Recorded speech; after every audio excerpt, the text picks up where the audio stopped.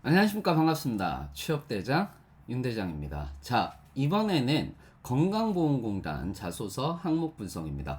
요즘에 이제 하반기가 되면서 굉장히 많이들 뜨고 있습니다. 뭐 한수원도 그렇고 건보 그다음에 석유공 시험도 이제 아마 얼마 남지 않았죠.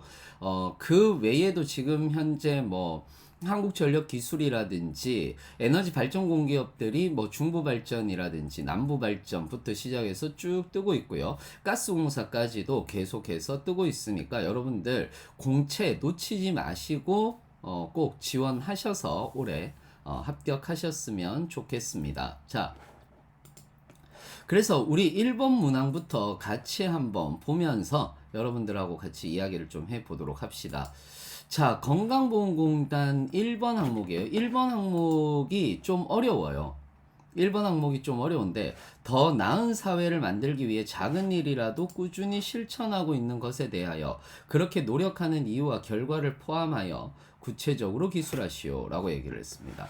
자, 여기서 중요한 게 뭐냐 하면 작은 일이다 라고 얘기를 하는 부분이에요.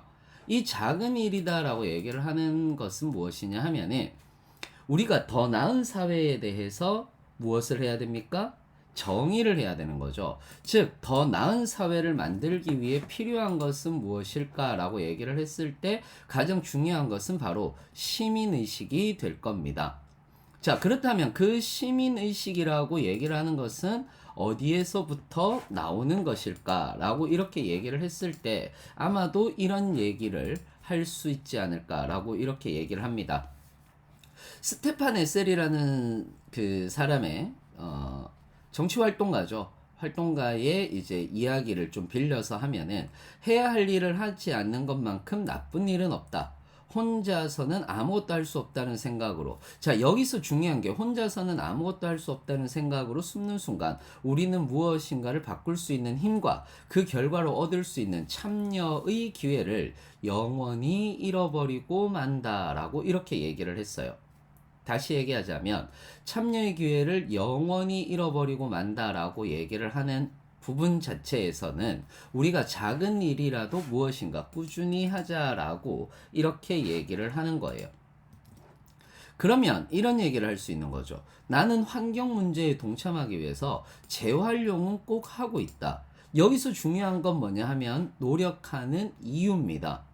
즉, 환경 문제라든지 이런 것들이 나 혼자서라도 또는 나 한 명이라도 더 나은 세상을 만들기 위해서 또는 환경 문제에 좀 더 적극적인 모습을 보여주기 위해서 재활용하는 프로젝트라든지 이런 것들에게 적극적으로 동참하고 있다라고 이렇게 얘기를 해도 돼요.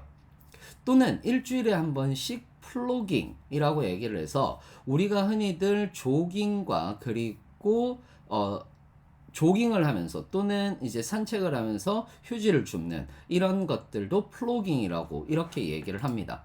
이런 것들을 일주일에 한 번씩 꼭 참여하고 있다라는 이런 얘기들을 해도 좋다라는 거죠.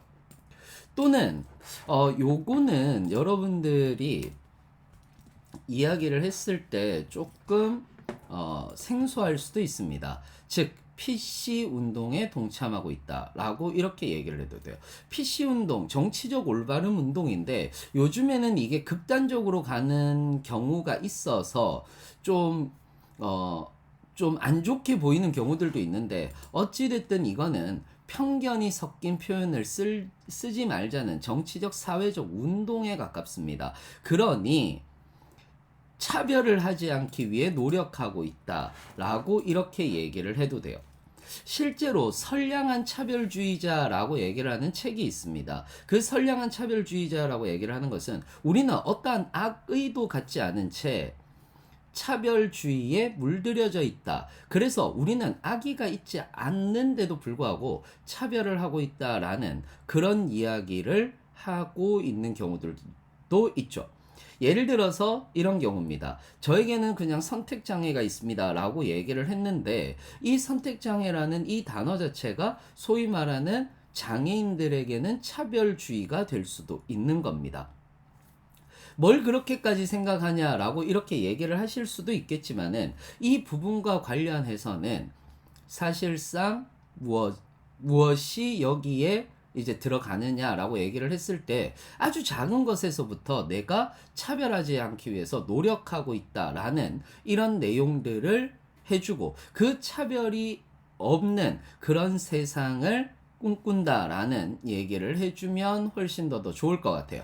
거기에 대해서 내가 선량한 차별주의자가 되지 않기 위해서 노력을 했더니 그리고 그 언어를 썼더니 내 주위의 사람들도 대부분 이 부분들은 동의를 하면서 좀 더 나로 인해서 주위까지도 전부 다 차별주의자들이 많이들 없어졌다. 혹은 재활용하는 모습을 보면서 주위에서도 계속해서 재활용을 적극적으로 하는 모습들을 보여준다 라는 얘기를 하면 훨씬 더 좋을 것 같습니다. 1번 내용이 조금 어려울 수는 있는데 여러분들한테 요 정도 가이드를 해드리면 좋을 것 같아서 이렇게 얘기를 드렸습니다. 자, 공공기관 직원으로서 갖춰야 할 중요한 직업윤리 한 가지에 대해 간략하게 설명하고 해당 직업윤리와 관련된 본인의 경험에 대하여 라고 얘기를 했어요. 자, 일단 우리는 윤리에 대한 범주를 정해야 되겠죠. 윤리에 대한 범주는 공정성 그리고 사회적 책임입니다. 공정하다라고 얘기를 하는 것은 기계적 공정이 아니에요. 이 편도 저 편도 아닌 중립을 지키겠다가 아니라 사회적으로 좀 더 또는 공동체가 유지되기 위한 최선의 방안이라고 얘기를 하는 소위 말하는 공동의 선이라고 얘기를 하는 것을 지키기 위해서 우리는 무엇을 해야 하는가라는 이 얘기를 할 수가 있다는 거죠. 결국은 사회적 책임, 업무 책임, 즉 책임감도 윤리에 대한 범주에 들어가는 것입니다. 이 얘기는 좀 많이 해드렸는데 공정함의 사례라고 얘기를 했을 때 이런 것들도 있을 수 있죠. 예를 들어서 A라는 그룹과 B라는 그룹이 있습니다. 이 두 그룹은 같은 프로젝트를 진행하고 성적으로 경쟁하는 상황에 놓여 있는데 그리고 여러분들은 A라는 그룹에 속해 있어요. 그런데 여러분은 프로젝트 과제를 내준 교수의 조교와 매우 친분이 있습니다. 그래서 여러분들이 메시지만 주면 프로젝트에 대한 힌트 또는 자료를 받을 수 있는 상황이에요. 하지만 B는 그렇지 못한 상황입니다. 그렇기 때문에 나는 조교에게 연락하지 않았다 라고 얘기를 해도 되는데 여기서 조금 더 극적으로 가보죠. 극적으로 가보면 나는 조교에게 연락하지 않았음에도 불구하고 조교가 나에게 무엇을 자료를 카톡으로 준 상황이에요. 이러면 여러분들은 어떻게 하는 것이 맞다라고 생각하십니까? 어떤 것이 공정하다라고 생각하세요? 바로 B에게 공유해야 하는 거죠. 왜 그러냐? 에이, 이런 건 왜 그렇습니까? 라고 얘기를 하는데 이게 바로 투명성이라고 얘기를 하는 겁니다. 아니, 인맥도 능력 아닙니까? 라고 이렇게 얘기를 할 수 있는데 이걸 조금 더 크게 바라보면 이게 바로 LH 사태입니다. 왜 우리는 LH 사태에 그렇게 분노를 했나요? 분노를 한 이유는 다른 것 없습니다. 그들이 소위 말하는 자기에게 유리한 정보를 가지고 자기의 이익을 취했기 때문이죠. 역시 마찬가지입니다. 여기에서 나의 인맥이라고 얘기를 하는 것은 누군가에게는 불공정이라고 얘기를 하는 것이 될 수도 있기 때문에 공공기관 직원으로서 갖춰야 할 중요한 직업윤리는 바로 이런 것들이 될 수도 있겠다라고 이렇게 생각을 하시면 될 것 같아요. 자, 3번 문제입니다. 3번 내용이에요. 발상의 전환을 통해 기존과는 다른 방법으로 문제를 해결했던 경험에 대하여 당시의 상황과 이거는 너무 많죠. 발상의 전환에 귀를 기울이지 마시고 기존과는 다른 방법, 즉 어떤 문제가 있었던 거예요. 그러니까 어떤 문제가 있었다라고 이렇게 얘기를 하는 거예요. 그런데 그 문제를 해결하기 위한 기존의 방법이 있었는데 그 기존의 방법이 비효율적이었던 거죠. 혹은 비효율적이거나 혹은 너무나 편법적이었을 수도 있는 겁니다. 그래서 저는 효율적인 방법을 제시했고 결과적으로는 효율성을 달성했다라고 얘기를 한다라든지, 또는 원칙을 만들어 원칙에 의거한 해결 방법을 제시했다라고 얘기를 해도 되는 부분이에요. 자, 3번 문제는 많이 우리들 했던 내용이니까 충분히 잘 쓸 수 있을 거라고 이렇게 생각을 합니다. 4번 문제 한번 볼까요? 4번, 지원한 직렬의 직무와 관련된 본인의 약점을 간략하게 설명하고 이를 개선 및 보완하기 위해 노력한 경험에 대하여 결과를 포함하여 구체적으로 기술해달라라고 얘기를 하는 건데, 예를 들어서 이거는 무조건 이거 직무기술서를 봐야 되는 거죠. 지식만 제가 가지고 왔는데 한 페이지 안 당길까봐 지식만 가지고 왔는데 지식, 기술, 태도 다 있습니다. 예를 들어 여기에서 저는 약점 다 약점인 것 같은데요 라고 생각을 할 수도 있는데, 이런 거예요. 예를 들어서 저는 인력 배치에 대한 약점을 가지고 있습니다 라고 얘기를 했어요. 그 이유는 내 성격이 대부분 모든 걸 포용하는 성격이기 때문에 좀 정이 많고 하다 보니까 인력 배치에 대한 약점을 가지고 있습니다 라고 이렇게 얘기를 해도 되는 거죠.